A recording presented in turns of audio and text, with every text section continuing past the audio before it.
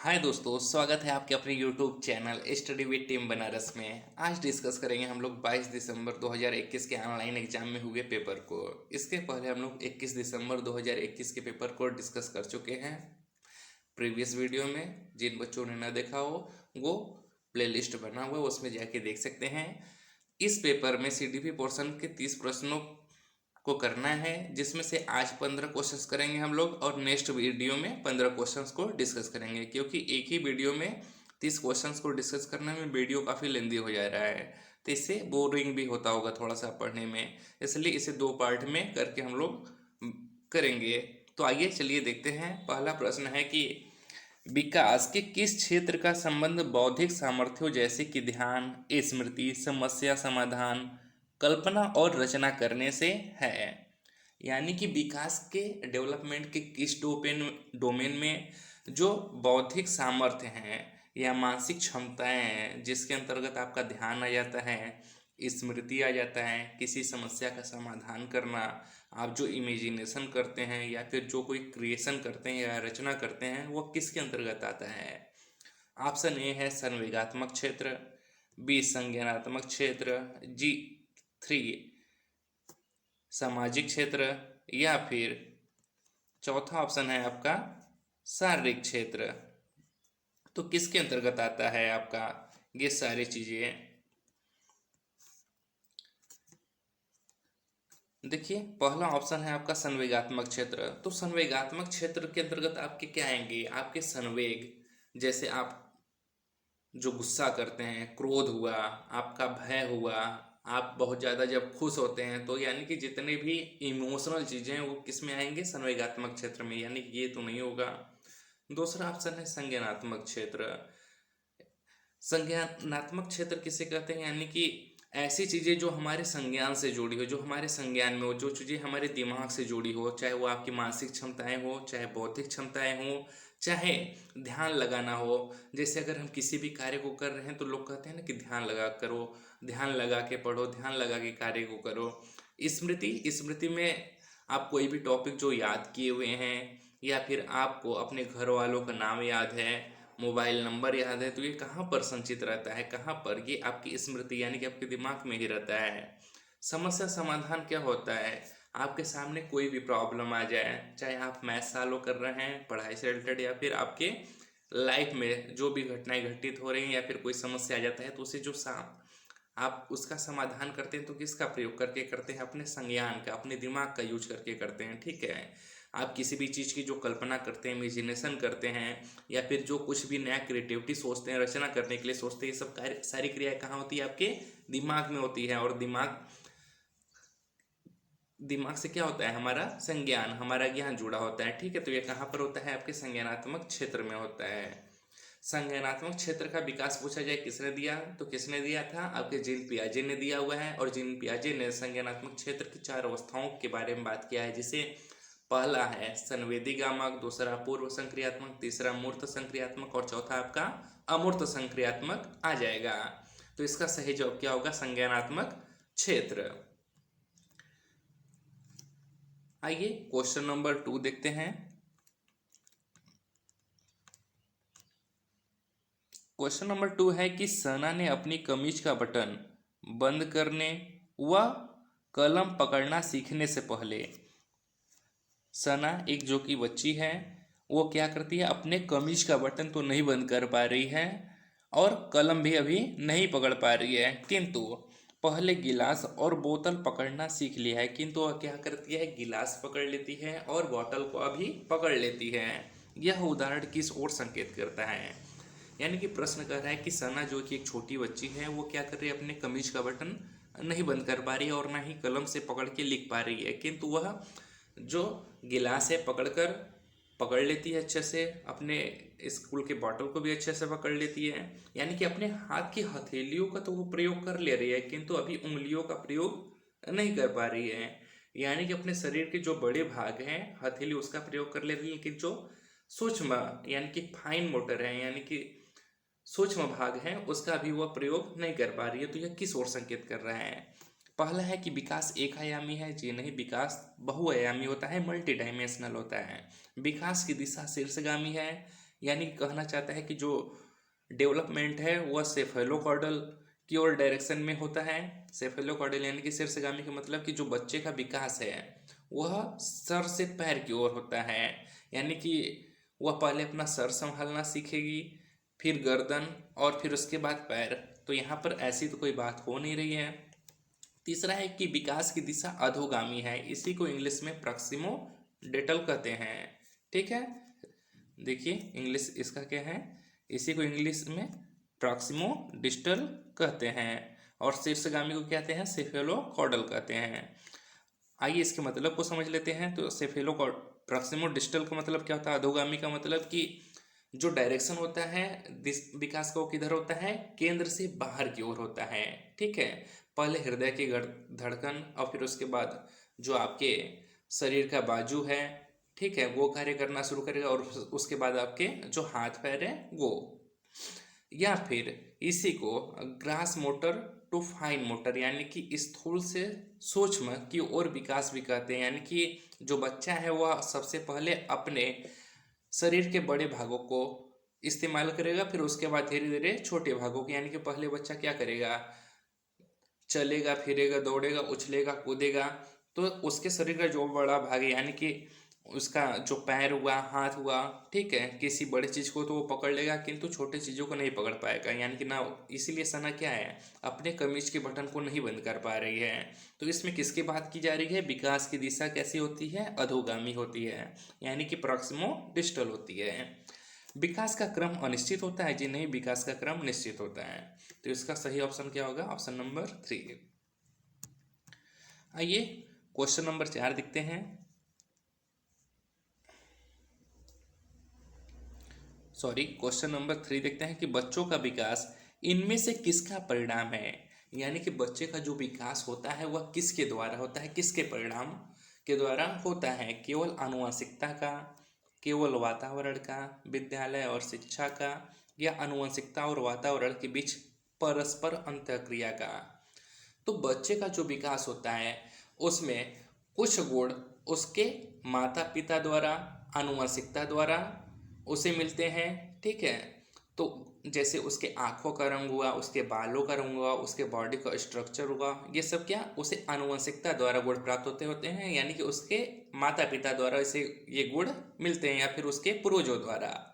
किंतु जब बच्चा बड़ा होने लगता है, ठीक है, तो वो जो कुछ भी बनता है या फिर लाइफ में जो कुछ भी करता है, चाहे वो स्पोर्ट में जाए या फिर वो इंजीनियर बने, डॉक्टर बने, तो ये सब किसका परिणाम होता है, ये इसके इन्वायरमेंट का परिणाम होता है कि बच्चा जिस चीज़ में इंटरेस्ट लेगा उसे जैसे लोग मिलेंगे, जैसे उसके साथी रहेंगे, जैसे उससे पढ़ाने वाले रहेंगे, जैसे उसके पेरेंट्स रहेंगे, जैसे उसके नेबरहुड रहेंगे, ठीक है, तो जैसा उसे एनवायरनमेंट मिलेगा धीरे धीरे वह उस दिशा में आगे बढ़ेगा। यानी कि बच्चे के ऊपर दोनों का ही प्रभाव रहता है, आनुवंशिकता का भी और वातावरण का। तो यहाँ पर हम कह सकते हैं कि जो बच्चे का विकास होता है उस पर आनुवंशिकता और वातावरण के बीच परस्पर अंतःक्रिया का परिणाम पड़ता है। तो ऑप्शन नंबर 4 हमारा सही हो जाएगा। आइए क्वेश्चन नंबर 4 देखते हैं। निम्न में से कौन सा कारक सामाजिकरण का प्राथमिक कारक नहीं है। ठीक है, तो सामाजिकरण के दो कारक होते हैं, एक प्राथमिक कारक, दूसरा द्वितीयक कारक। प्राथमिक कारक के अंतर्गत हमारा परिवार आता है और बाकी द्वितीयक कारक में सब कुछ आ जाता है, लेकिन कुछ कुछ जगहों पर प्राथमिक कारक में हम आस पड़ोस यानी कि नेबरहुड को भी सम्मिलित कर लेते हैं और बाकी हमारे ऑप्शन पर डिपेंड करता है। तो आइए ऑप्शन को देखते हैं। पहला ऑप्शन है परिवार, ये तो प्राथमिक कारक होता ही है। दूसरा है आस पड़ोस, ये भी हो सकता है, समकक्षी यानी कि पियर्स, बच्चे का जो साथी हो। और तीसरा है सरकार, चौथा है सरकार। तो गवर्नमेंट तो कभी भी प्राथमिक कारक में नहीं आता, ये हमेशा ही सेकेंडरी कारक में आता है। तो बाकी आपका परिवार, अड़ोस पड़ोस, समकक्षी किस में आ जाएंगे, प्राथमिक कारक में आ जाएंगे। और सरकार क्या होगा, प्राथमिक कारक में नहीं आएगा बल्कि यह द्वितीय कारक में आएगा। तो सही ऑप्शन है आपका ऑप्शन नंबर 4। आइए क्वेश्चन नंबर 5 देखते हैं। हाइंस की दुविधा पर बच्चों की प्रतिक्रिया के आधार पर लॉरेंस कोलबर्ग ने किस विकास की विभिन्न अवस्थाओं को प्रतिपादित किया है। हाइंस की दुविधा क्या है इसे समझते हैं। तो हाइंस नाम का एक व्यक्ति था जिसकी पत्नी बीमार पड़ी हुई थी, और जब वह दवा लेने के लिए जाता है तो जो केमिस्ट होता है वह दवा को 100 गुना ज़्यादा दाम पे उसे बेचता है, किंतु उसके पास उतने पैसे होते नहीं हैं। तो ऐसे कंडीशन में उसके पास दो ही उपाय थे, या तो उस दवा को वो चोरी कर ले या फिर अपनी पत्नी को मरने के लिए वैसे ही छोड़ दे। यहाँ पर नैतिकता कौन समझते हैं कि नैतिकता क्या होता है? नैतिकता वह होता है जो हमें सही या गलत का पहचान करवाता है। तो नैतिकता कहता है कि चोरी करना गलत बात है। तो यहाँ पर आप लोग भी सोच कर बताइएगा कि वहाँ पर हाइंस को क्या करना चाहिए था। उसे दवा चोरी करनी चाहिए या नहीं करनी चाहिए, क्योंकि अगर नैतिकता की बात सुने तो नैतिक रूप से तो यह गलत होगा कि वह चोरी करने जा रहा है, किंतु हाइंस क्या करता है, उस दवा को चुराता है। तो इसी पर कोलबर्ग ने नैतिक विकास की 6 अवस्थाओं का वर्णन किया है। यानी कि कोलबर्ग ने किस पे बात की है, तो नैतिक विकास पर बात की हुई है, और इन्होंने नैतिक विकास की कुल 6 अवस्थाओं की बात की हुई है। तो हमारा ऑप्शन नंबर 1 सही होगा। आइए देखते हैं अब क्वेश्चन नंबर 6। क्वेश्चन नंबर 6 है कि 9 वर्षीय लीला ने बटनों के संग्रह को उनके माप के अनुसार वर्गीकृत किया। यानी कि 9 वर्ष की लीला है जिसके पास कुछ बटन थे, और उन्हें उसने किस प्रकार से वर्गीकृत किया है, उसके साइज के आधार पर। फिर उसने सभी समूहों के बटनों को एकत्रित किया और फिर से उसे एक बार अब फिर से कलेक्ट कर रही है, फिर से एकत्रित कर रही है, फिर उन्हें उनके छेदों के आधार पर दोबारा वितरित किया या फिर वर्गीकृत किया। अब इस बार उसे किस प्रकार वर्गीकृत कर रही है, वह उसके छेदों के आधार पर कि किस बटन में कितने छेद हैं। जिसमें 2 हैं उसे एक वर्ग में रख दिया, जिसमें 4 छेद है उसे दूसरे वर्ग में रख दिया। जीन पियाजे के संज्ञानात्मक विकास के सिद्धांत के अनुसार लीला विकास के किस चरण पर है? जीन पियाजे ने संज्ञानात्मक विकास के कुल 4 चरण बताए हैं। तो यहाँ पर हमें ये बताना है कि लीला इस टाइम पे जब वो वर्गीकृत करना जान रही है तो वह विकास के किस चरण पे है? पूर्व संक्रियात्मक, अमूर्त संक्रियात्मक, मूर्त संक्रियात्मक, या फिर चौथा है आपका संवेदी चालक। तो इसका सही जवाब है मूर्त संक्रियात्मक। जहाँ पर भी क्लासिफिकेशन की बात है, वर्गीकरण की बात है, संरक्षण की बात है, या फिर किसी के क्रम की बात है, क्रम की बात है, यानी कि कुछ संख्याएं दी गई हैं उन्हें आरोही अवरोही क्रम में लगाने की बात आए, ठीक है, या फिर मूर्त रूप से सोचने की बात है, तो वह किस में आता है, आपका मूर्त संक्रियात्मक में आता है। और इसमें बच्चा किस एज का होता है, तो वह 7 से 11 साल का होता है। ठीक है, आइए क्वेश्चन नंबर 7 देखते हैं। क्वेश्चन नंबर 7 है कि जब बच्चे अपने अनुभवों को अपने वर्तमान स्कीमा में समाहित करते हैं तो इसको क्या कहते हैं?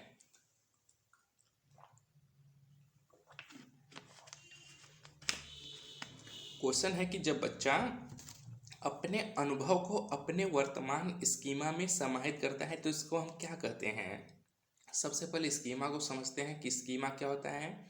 मतलब कि एक प्रकार से कह सकते हैं जो कुछ भी हमारे दिमाग में पहले से हो, यानी कि जो भी सूचनाओं का भंडार हो, चाहे जो कुछ भी हम जानते हो, जो कुछ भी हमारे दिमाग में पहले से कलेक्ट है, संग्रहित है, उसी को हम स्कीमा कहते हैं। और जब भी हम उसमें कोई नई चीज़ केवल ऐड करते हैं, जोड़ते हैं, समाहित करते हैं, तो उसे क्या कहते हैं, उसे हम आत्मसातीकरण कहते हैं, एसिमिलेशन कहते हैं। इसी को इंग्लिश में एसिमिलेशन कहते हैं।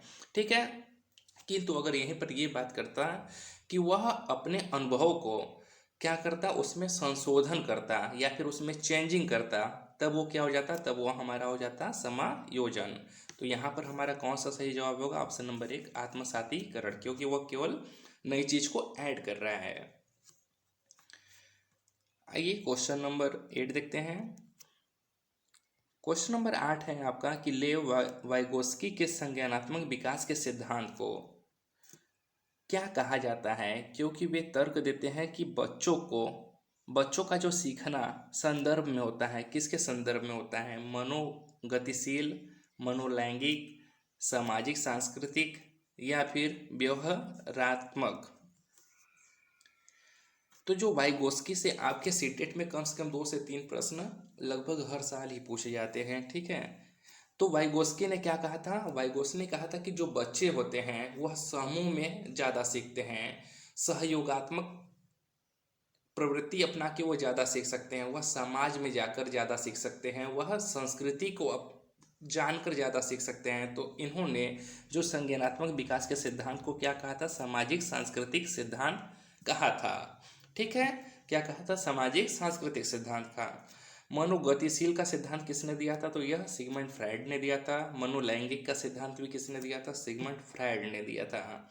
अगर आपका व्यवहारात्मक सिद्धांत की बात की जाए तो यह वाटसन, इसके अंतर्गत आपके वाटसन, थॉर्नडाइक, स्किनर आ जाएंगे। और यह आपको सीटेट में पढ़ना भी नहीं है, यूपी टेट पढ़ेंगे तो वहाँ पर इसकी तैयारी करनी पड़ेगी। आइए क्वेश्चन नंबर 9 देखते हैं कि जब कोई अध्यापिका किसी विद्यार्थी को उसके विकास के निकटस्थ क्षेत्र पर पहुंचाने के लिए सहायता को उसके निष्पादन के वर्तमान स्तर के अनुरूप ढालती है, तो अध्यापिका किस नीति का प्रयोग कर रही है? ए सहयोगात्मक अधिगम प्रयोग, बी अंतर पक्षता का प्रदर्शन, सी पाड़, या डी विद्यार्थी में संज्ञानात्मक द्वंद्व पैदा करना। तो याद रखिए, जब भी कभी विकास के निकटस्थ क्षेत्र की बात आए, यानी कि जोन ऑफ प्रॉक्सिमल डेवलपमेंट की बात आए, सहायता की बात आए, ठीक है, वर्तमान में दी गई सहायता के द्वारा जब भी बच्चा अपने जोन ऑफ प्रॉक्सिमल डेवलपमेंट में यानी कि विकास के निकटस्थ क्षेत्र पर पहुंचने की बात है, तो वहाँ पर हमेशा किसकी बात होती है? पाड़ की बात होती है। पाड़ को इंग्लिश में स्कैप फोल्डिंग कहते हैं। क्या कहते हैं? स्कैप फोल्डिंग कहते हैं। इसे हम एक अलग एग्जाम्पल से समझ लेते हैं कि जब जैसे मान लीजिए कोई छोटा बच्चा है, वह साइकिल चलाना सीख रहा है और उसे किसी के द्वारा हेल्प दी जा रही है और वह साइकिल चलाना सीख जाता है, तो इसे क्या कहते हैं कि बच्चे को एक छोटी सी यानी कि अस्थायी रूप से सहायता दी गई, जिसकी वजह से बच्चा क्या होगा? साइकिल चलाना सीख गया। तो इसी को हम क्या कहते हैं? स्कैप फोल्डिंग, यानी कि किसी को किसी रूप में, कोई अस्थायी रूप से जब कोई सहायता दी जाती है जिसकी वजह से वह उस कार्य को कर लेता है, सीख जाता है, तो उसे ही क्या कहते हैं? स्कैप फोल्डिंग। यानी कि वर्तमान में दी गई सहायता द्वारा जब वह अपने विकास के निकटस्थ क्षेत्र पर पहुंच जाए, तो उसी को क्या कहते हैं? हम पाड़ कहते हैं या फिर स्कैप फोल्डिंग कहते हैं। तो यहाँ पर हमारा ऑप्शन नंबर 3 सही हो जाएगा। आइए क्वेश्चन नंबर 10 देखते हैं। एक प्रगतिशील कक्षा में, याद रखिए जब भी प्रगतिशील कक्षा की बात हो, प्रोग्रेसिव क्लासरूम की बात हो, तो ये किसने की है? जॉन डेवी ने की है, ठीक है। और उन्होंने क्या किया है? उन्होंने चाइल्ड को सेंटर में रखा है और हमेशा कहा है कि एक प्रगतिशील कक्षा में बच्चा कैसा होना चाहिए? एक्टिव होना चाहिए, क्रिएटिव होना चाहिए। इन्होंने लर्निंग बाय डूइंग मेथड यानी कि करके सीखने पर ज़्यादा बल दिया है, न कि केवल पाठ्य पुस्तकों पर केंद्रित रहने के लिए कहा है। तो आइए ऑप्शन को देखते हैं कि शिक्षण पाठ्य पुस्तक केंद्रित होता है? जी नहीं, शिक्षण बाल केंद्रित होता है। योगात्मक परीक्षा पर बल दिया यानी कि केवल जजमेंट की बात की, केवल बच्चे को रिपोर्ट कार्ड दे देना चाहिए? जी नहीं, इन्होंने लर्निंग बाय डूइंग मेथड की बात की है। बच्चा एक्टिव होना चाहिए, सक्रिय होना चाहिए। विद्यार्थी अध्ययन में सक्रिय भूमिका निभाते हैं? जी हाँ, बच्चा जब सक्रिय रहेगा तो वो किसी चीज़ को बहुत ही अच्छे से रुचि लेके आसानी से सीख लेगा। अध्यापक दंड और पुरस्कार द्वारा छात्रों के शिक्षण को दिशा देते हैं? जी नहीं, दंड की जहाँ पर बात आ जाए वो नेगेटिविटी की बात है, बच्चे को दंड नहीं देना है। तो ऑप्शन नंबर 3 सही होगा। आइए क्वेश्चन नंबर 11 देखते हैं।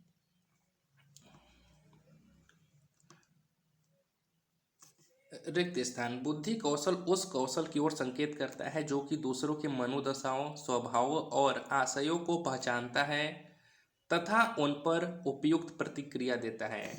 यहाँ पर क्या कर रहा है कि इसमें से कौन सा होगा? अंतर्वैयक्तिक, अंतरावैयक्तिक, स्थानिक या तार्किक गणितीय। कि बुद्धि कौशल उस कौशल की ओर संकेत करता है जो कि दूसरों के मनोदशाओं, स्वभाव और आशयों को पहचानता है। तो जब भी दूसरों की मनोदशाओं, स्वभाव और आशयों को पहचानने की बात करें तो हमेशा अंतर्वैयक्तिक होएगा, लेकिन अगर यहीं पर बात करें कि वह खुद के ही मनोदशाओं को समझने और पहचानने की बात करें तब क्या होगा? आपका अंतरावैयक्तिक होगा। इसे इंग्लिश में इंटरपर्सनल कहते हैं, ठीक है, क्या कहते हैं, इंटरपर्सनल कहते हैं। इसे इस एग्जांपल से भी समझ सकते हैं, जैसे हम लोग इंटरनेशनल फ्लाइट कहते हैं, यानी कि एक देश से दूसरे देश में जो फ्लाइट जाती है, ठीक है, या फिर इंटरनेशनल रिलेशन कह सकते हैं, एक देश का दूसरे देश से जो संबंध होता है। ऐसे यहाँ पर क्या है, इंटरपर्सनल, यानी कि एक व्यक्ति दूसरे व्यक्ति के मनोदशाओं को समझ रहा है, ठीक है। तो जब भी इंटर लगाओ तो वहाँ पर क्या हो, एक दूसरे के मनोभाव को समझेगा। किंतु जब अंतरा व्यक्ति की बात करें, यानी कि इंट्रा पर्सनल की बात करें, ठीक है, अंतरा व्यक्ति की बात करें, यानी कि कोई जब खुद के ही मनोदशाओं, यानी खुद के बारे में ही बात करे, खुद के ही मनोदशाओं को समझे, स्वभाव को समझे, पहचाने, तो वहां पर क्या होता है, इंट्रा पर्सनल होता है, ठीक है। तो यहाँ पर ऑप्शन नंबर 1 हमारा सही हो जाएगा। आइए क्वेश्चन नंबर 12 देखते हैं। राष्ट्रीय शिक्षा नीति 2020 यह प्रस्ताव रखती है कि प्राथमिक कक्षाओं के बच्चों को उनके घर की या स्थानीय भाषाओं में पढ़ाया जाना चाहिए। जी एकदम सही बात है। जो राष्ट्रीय शिक्षा नीति 2020 है वह इसकी बात करता है कि बच्चों को उनकी मातृभाषा में पढ़ाया जाना चाहिए, यानी कि ऐसी भाषा जो बच्चे अपने घर पर, अपने परिवार में, अपने आस पड़ोस में, अपने गाँव में यूज करते हैं, उसमें भी स्कूल में भी उनको पढ़ाया जाना चाहिए, जिससे बच्चे पढ़ाई में रुचि लेंगे और वह किसी चीज़ को बहुत ही आसानी से सीख लेंगे। प्राथमिक कक्षाओं में शिक्षा का माध्यम एक तरह की भाषा में ही उपयोग होना चाहिए, जी नहीं, कक्षा में बहुभाषा का प्रयोग करना चाहिए, भिन्न भिन्न भाषाओं का प्रयोग करना चाहिए और सभी को सम्मान देना चाहिए। शिक्षकों को द्विभाषी उपागम का प्रयोग करने के लिए हतोत्साहित किया जाना चाहिए, जी नहीं, प्रोत्साहित किया जाना चाहिए। बहुभाषावाद को बिल्कुल भी नहीं देना चाहिए, जी नहीं, बढ़ावा देना चाहिए। तो इसका ऑप्शन नंबर 1 सही होगा। आइए क्वेश्चन नंबर 13 देखते हैं। एक विद्यालय बैडमिंटन प्रतियोगिता के लिए विद्यार्थियों का चयन करते समय लड़कों को प्राथमिकता देता है और संगीत प्रतियोगिता के लिए लड़कियों को प्राथमिकता देता है, यह क्या सूचित करता है? यानी कि जब बैडमिंटन प्रतियोगिता हो रहा है तो उसमें जब चयन किया जा रहा है तो लड़कियों को नहीं किया जा रहा है, केवल लड़कों को किया जा रहा है, और जब संगीत प्रतियोगिता के लिए चयन हो रहा है तो केवल लड़कियों को किया जा रहा है। यानी कि यह उनके रूढ़िवादी सोच को प्रदर्शित कर रहा है। वह मानते हैं कि बैडमिंटन में केवल लड़के ही अच्छा कर सकते हैं और संगीत में केवल लड़कियां ही अच्छा कर सकती हैं, किंतु ऐसा नहीं है, इस सोच को बदलना है, ठीक है। यह आपके किस में आएगा, जेंडर रूढ़िबद्धता में आएगा। इसी को इंग्लिश में जेंडर स्टेरियोटाइप कहते हैं, ठीक है। जब भी कोई परंपरागत रूढ़िवादी सोच की बात की जाए तो वह किस में आएगा, जेंडर रूढ़िबद्धता की बात की जाए। वर्तमान में आप देख सकते हैं बैडमिंटन में साइना नेहवाल जी पूरे देश का नाम रोशन कर रही हैं, और अगर संगीत की बात की जाए तो आज भी वर्तमान में देख सकते हैं, चाहे आप अरिजीत सिंह को देख लें, चाहे जुबिन नौटियाल को देखें, वो लड़के ही है ना जो गाना गाते हैं, चाहे सोनू निगम को देख लीजिए। तो अब पहले जैसा नहीं रह गया है, अब इस रूढ़िवादी सोच को खत्म करना है, ठीक है। तो ये किस में आएगा, आपके जेंडर रूढ़िबद्धता में आएगा। आइए क्वेश्चन नंबर 14 देखते हैं। सतत और व्यापक मूल्यांकन में इनमें से क्या शामिल है? मूल्यांकन के मापदंडों और उपकरणों की योजना बनाना, जी हाँ, विभिन्न प्रकार के मापदंडों को तैयार करना चाहिए जिससे बच्चों के कौशलों का पता चल सके। शिक्षक द्वारा सावधानीपूर्वक रिकॉर्ड अभिलेख को तैयार करना, जी हाँ, जब सभी बच्चों का रिकॉर्ड तैयार किया जाएगा, उनके बारे में अभिलेख तैयार रहेगा, तो शिक्षक को उसके बच्चे के बारे में विभिन्न जानकारियाँ रहेंगी, उसके मानसिक क्षमता, विभिन्न कौशलों से शिक्षक अवगत रहेगा, ठीक है। तो जिससे बच्चे का विकास करने में, वह उसके अधिगम में उसकी मदद कर सकेगा। बच्चों का समय समय पर परीक्षण करना एवं उनको श्रेणीबद्ध करना, जी नहीं, बच्चों का रैंकिंग नहीं करना, उनका श्रेणीबद्ध नहीं करना है। शिक्षण को अधिगम प्रक्रिया के साथ एकीकृत करना, जी एकदम सही बात है। तो आपका ऑप्शन नंबर पहला, दूसरा और चौथा सही होगा। तो कौन सा होगा यहाँ पर, ऑप्शन नंबर 1 सही है। आइए क्वेश्चन नंबर 15 देखते हैं और इस वीडियो का लास्ट प्रश्न है।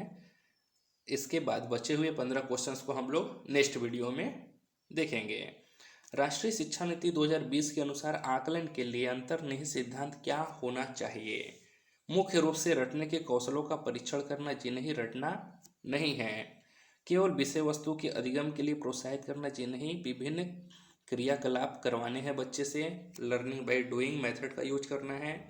सभी विद्यार्थी के लिए उनका सीखने और विकास का अनुकूलन करना, जी एकदम सही बात है। विद्यार्थियों का वर्ष के अंत के परीक्षाओं के माध्यम से केवल संज्ञानात्मक आयाम का आकलन करना, जी नहीं, समय समय पर बच्चों का संज्ञानात्मक आकलन करते रहना है। तो इसका ऑप्शन नंबर सी सही होगा कि सभी विद्यार्थियों के लिए उनका सीखने और विकास का अनुकूलन करना। ठीक है दोस्तों, अगर वीडियो अच्छा लगा हो तो वीडियो को लाइक शेयर और चैनल को सब्सक्राइब करिएगा। मिलते हैं नेक्स्ट वीडियो में।